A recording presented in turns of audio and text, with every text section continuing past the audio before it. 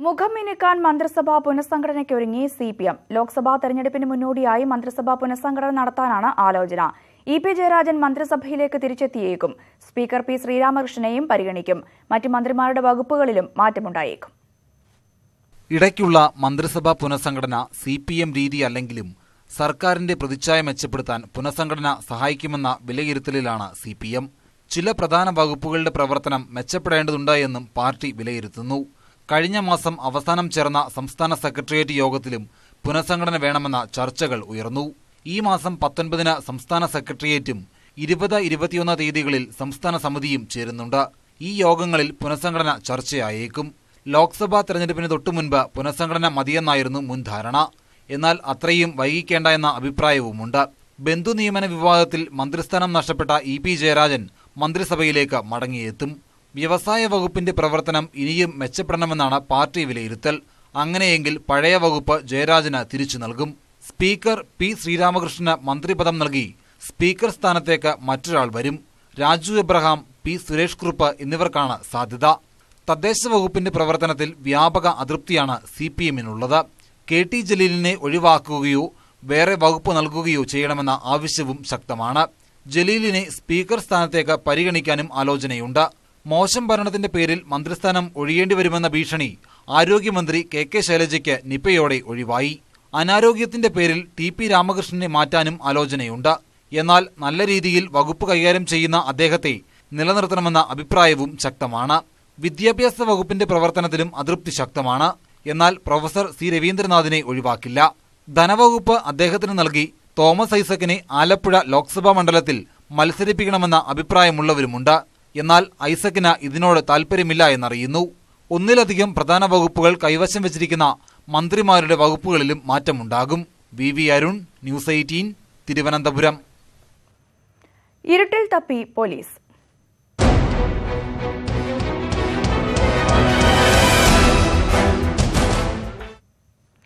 അഭിമന്യു കൊലക്കേസിൽ ഒളിവിൽ പോയ പ്രതികൾക്കായി അന്വേഷണം തുടരുന്നു. സംസ്ഥാനത്തിനകത്തും പുറത്തും പരിശോധനകൾ തുടരുകയാണ്.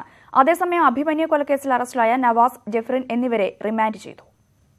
അഭിമന്യു കേസുമായി ബന്ധപ്പെട്ട് സംസ്ഥാന വ്യാപകമായി തന്നെ SDPI കേന്ദ്രങ്ങളിൽ പരിശോധനകൾ നടക്കുകയാണ്. കസ്റ്റഡിയിലെടുക്കുന്ന SDPI പ്രവർത്തകരിൽ നിന്നും ഒളിവിലുള്ളവരെക്കുറിച്ച് ഏതെങ്കിലും രീതിയിലുള്ള വിവരങ്ങൾ ലഭിക്കുമോ എന്നാണ് അന്വേഷണ സംഘത്തിന്റെ ഇപ്പോഴത്തെ ശ്രമം. എന്നാൽ പ്രധാന പ്രതികളിലേക്ക് എത്തുന്ന നിർണായക വിവരങ്ങൾ ഇതുവരെയും പോലീസിന് ലഭിച്ചിട്ടില്ല. പ്രതികളുടെ ലുക്കൌട്ട് നോട്ടീസ് പുറത്തുവിടാനും പോലീസ് തയ്യാറെടുക്കുകയാണ്. അതേസമയം അഭിമന്യു കൊലക്കേസിൽ അറസ്റ്റിലായ നവാസ്, ജെഫ്രിൻ എന്നിവരെ റിമാൻഡ് ചെയ്തു. ഇന്നലെ രാവിലെയാണ് ഇരുവരുടെയും അറസ്റ്റ് രേഖപ്പെടുത്തിയത്. കൊലയാളി സംഘത്തെ രക്ഷപ്പെടാൻ സഹായിച്ചവരുടെ കൂട്ടത്തിൽപ്പെടുന്നവരാണ് മട്ടാഞ്ചേരി സ്വദേശികളായ നവാസും ജെഫ്രിനും. SDPIയുടെ സജീവ പ്രവർത്തകരാണിവർ. ഹാദിയ വിഷയത്തിൽ ഹൈക്കോടതിയിലേക്ക് നടത്തിയ മാർച്ചിൽ മട്ടാഞ്ചേരി സ്വദേശി അനസിന്റെ അറസ്റ്റും പോലീസ് രേഖപ്പെടുത്തിയിട്ടുണ്ട്. അഭിമന്യു കേസുമായി ബന്ധപ്പെട്ടാണ് ഇയാളെ കസ്റ്റഡിയിലെടുത്തിരുന്നത്. ന്യൂസ് 18, കൊച്ചി. അഭിമന്യുവിന്റെ കൊലപാതകത്തിൽ പോപ്പുലർ ഫ്രണ്ടിനെ തള്ളിപ്പറഞ്ഞ സമസ്ത. പോപ്പുലർ ഫ്രണ്ട് പ്രവർത്തകർ പിടിയിലാകുമ്പോൾ ഇസ്ലാമിന്റെ പേര് പറഞ്ഞ് പ്രതിരോധിക്കുന്നത് അംഗീകരിക്കാനാകില്ല എന്ന് കാന്തപുരം AP അബൂബക്കർ മുസ്ലിയാർ പറഞ്ഞു. ഇസ്ലാം അങ്ങനെ ഒരു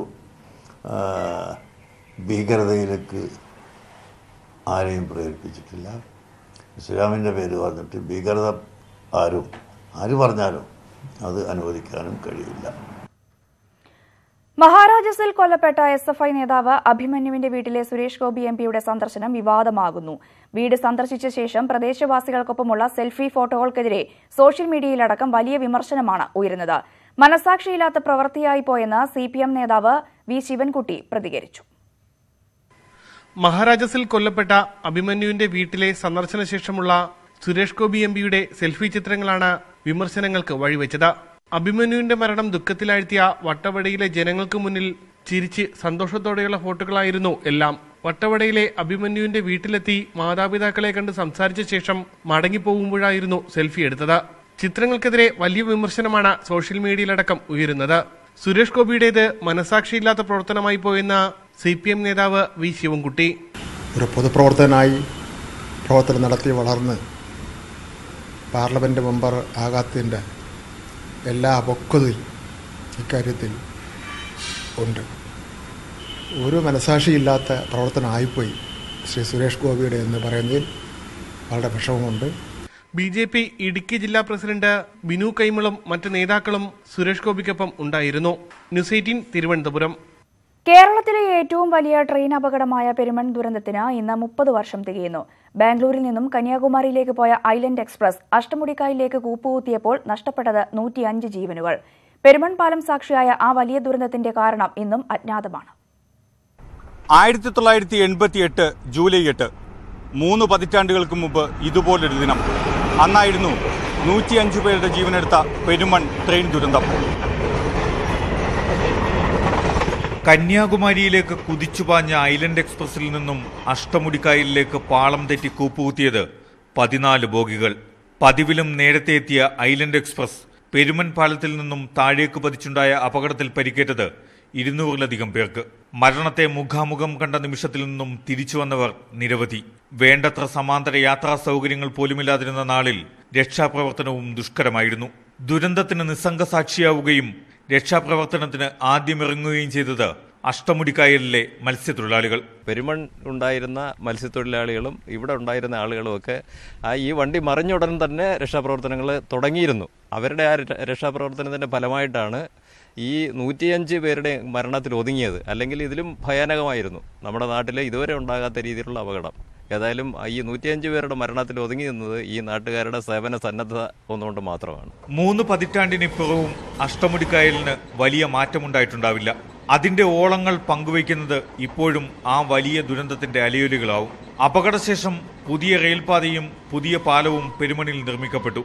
പെരുമൺ ട്രെയിൻ ദുരന്തത്തിന്റെ കാരണം ഇന്നും അജ്ഞാതം. എന്നാൽ ദുരന്തത്തെ ഓർത്തെടുക്കാൻ ആകെ അഷ്ടമുടിയുടെ തീരത്ത് പാലത്തിന് താഴെ കാടുമൂടി ആ ചെറിയ സ്തൂപം മാത്രം. അപകട കാരണം ഇന്നും അജ്ഞാതമായ ആ വലിയ ദുരന്തത്തിന്റെ ബാക്കി. പ്രിയപ്പെട്ടവർ നഷ്ടപ്പെട്ട മഹാദുരന്തത്തിന്റെ സ്മരണ പുതുക്കാൻ വീണ്ടും എത്തുന്നവർക്ക് ഒരുപിടി പുഷ്പങ്ങൾ അർപ്പിക്കാൻ ഇനിയും ഇത് മാത്രം മതിയാകും. പെരുമണിൽ നിന്നും പത്മകുമാറിനൊപ്പം ശ്യാം ദേവരാജ്, ന്യൂസ് 18. സുനന്ദ പുഷ്കർ ആത്മഹത്യാ കേസുമായി ബന്ധപ്പെട്ട കുറ്റപത്രവും അനുബന്ധ രേഖകളും പുറത്തുവിടുന്നതിന് ഡൽഹി കോടതിയുടെ വിലക്ക്. ശശി തരൂരിന്റെ അപേക്ഷ പരിഗണിച്ചാണ് കോടതി നടപടി. തന്റെ സ്വകാര്യതയും നീതിയുക്തമായ വിചാരണയ്ക്കുള്ള അവകാശവും പരിഗണിച്ച് വിചാരണ തീരും വരെ രേഖകൾ പുറത്തുവിടരുത് എന്ന തരൂരിന്റെ അപേക്ഷയിൽ കോടതി നോട്ടീസ് അയച്ചു. അപേക്ഷയുടെയും ഉത്തരവിന്റെയും പകർപ്പുകൾ ന്യൂസ് 18 ലഭിച്ചു. ജപ്പാനിൽ കനത്ത മഴയിലും വെള്ളപ്പൊക്കത്തിലും മരിച്ചവരുടെ എണ്ണം 50 കടന്നു. 40ഓളം പേരെ കാണാതായിട്ടുണ്ട്. ഇന്നലെ മാത്രം 8 പേരാണ് മരിച്ചത്. ഹിരോഷിമയിലാണ് കൂടുതൽ നാശനഷ്ടം ഉണ്ടായത്. മഴയെ തുടർന്നുണ്ടായ വെള്ളപ്പൊക്കത്തിൽ ഹിരോഷിമയിലെ 100-ലധികം വീടുകൾ തകർന്നു. നിരവധി വാഹനങ്ങളും വെള്ളത്തിനടിയിലായി. റോഡ് ഗതാഗതവും താറുമാറായതോടെ വിവിധ പ്രദേശങ്ങൾ ഒറ്റപ്പെട്ട നിലയിലാണ്. മേഖലയിൽ പോലീസ്, ദുരന്ത നിവാരണ സേന, അഗ്നിശമന സേന, സൈന്യം എന്നിവരുടെ നേതൃത്വത്തിൽ രക്ഷാപ്രവർത്തനം പുരോഗമിക്കുകയാണ്.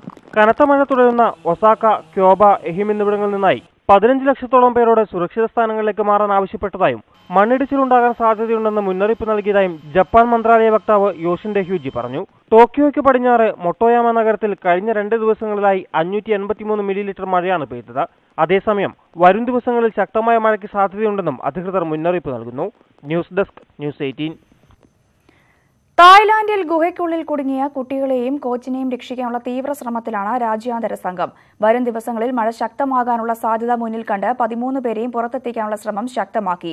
ഇതിനായി ഓരോ കുട്ടിക്കുമൊപ്പം മുങ്ങൽ വിദഗ്ധനും നീന്തുന്ന ബഡ്ഡി ഡൈവ് ഉൾപ്പെടെയുള്ള സാധ്യതകളും സംഘം പരിശോധിക്കുന്നുണ്ട്. അതേസമയം കുട്ടികൾ കഴിയുന്ന ഭാഗത്ത് പ്രാണവായു ഉറപ്പാക്കുന്നതിനായി അധികമുള്ള രക്ഷാപ്രവർത്തകരെ അടക്കം നീക്കി. ഗുഹയ്ക്കുള്ളിൽ ഓക്സിജൻ പമ്പ് ചെയ്യുന്നുണ്ട്. ഗുഹയ്ക്കകത്തുള്ള വെള്ളം ശക്തമായി മോട്ടോർ ഉപയോഗിച്ച് പുറത്തേക്ക് ഒഴുക്കിക്കളയുന്നുമുണ്ട്. കഴിഞ്ഞ ദിവസം സുരക്ഷിതരാണ് എന്ന് വ്യക്തമാക്കി കുട്ടികൾ രക്ഷിതാക്കൾക്ക് കത്തെഴുതിയിരുന്നു.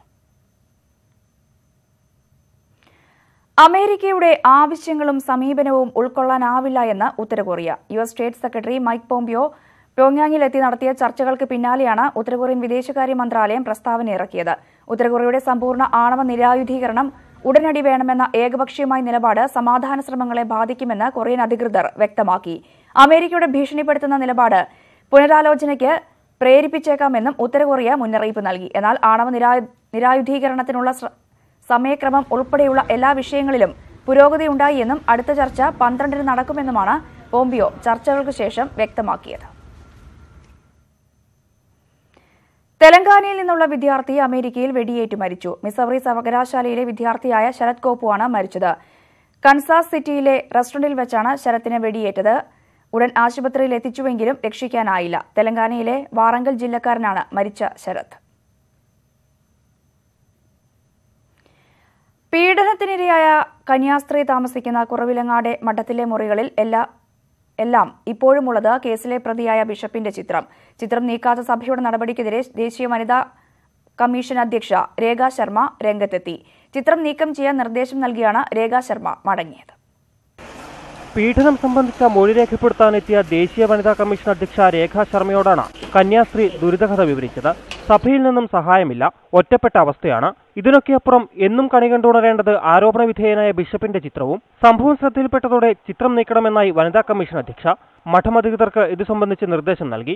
I have asked to remove that photo because that photo is still hanging in the room where she is staying. So this is really a torture for her. So I have told them to remove the picture at least. ബിഷപ്പിന് ഉന്നത രാഷ്ട്രീയ ബന്ധമുള്ളതിനാൽ case അട്ടിമറിക്കപ്പെടുമെന്ന ആശങ്ക കന്യാസ്ത്രീക്കുണ്ടെന്നും രേഖാ ശർമ്മ പറഞ്ഞു. എല്ലാ പിന്തുണയും പ്രഖ്യാപിച്ചാണ് ദേശീയ വനിതാ commission അധ്യക്ഷ കുറവിലങ്ങാട് നിന്നും മടങ്ങിയത്. ന്യൂസ് 18 കോട്ടയം. കോഴിക്കോട് ചേലൂപ്പാറയിൽ ചെങ്കുത്തായ മലയിടിച്ചാണ് പാറ ഖനനം. അതീവ പരിസ്ഥിതിലോല പ്രദേശത്താണ് ക്വാറിയുടെ പ്രവർത്തനം.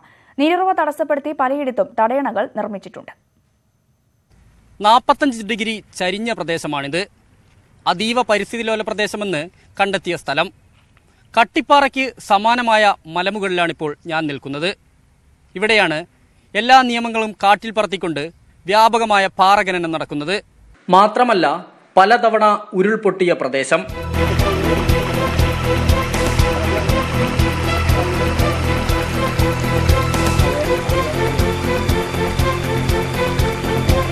ചേലൂർ ഗ്രാനൈറ്റ്സ് ആൻഡ് ക്രഷർ സ്ഥാപനമാണ് ഖനനം നടത്തുന്നത്. മൈസൂർ മലയടിവാരത്തെ നിരവധി വീടുകളും ഭൂമിയും ചുളുവിലയ്ക്ക് ക്വാറി മാഫിയ കൈയടക്കി.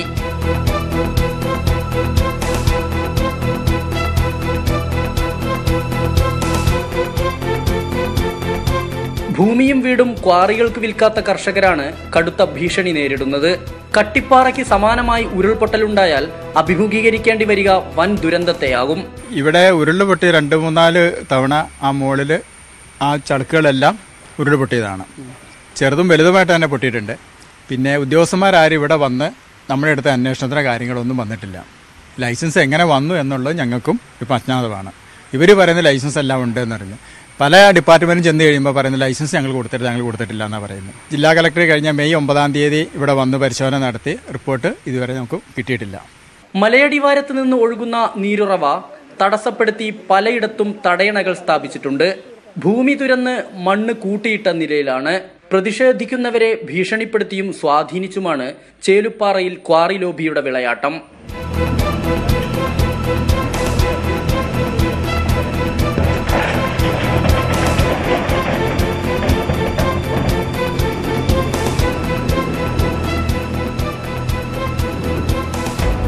ക്യാമറാമാൻ അരവിന്ദിനൊപ്പം എസ് വിനേഷ് കുമാർ, ന്യൂസ് 18 കോഴിക്കോട്.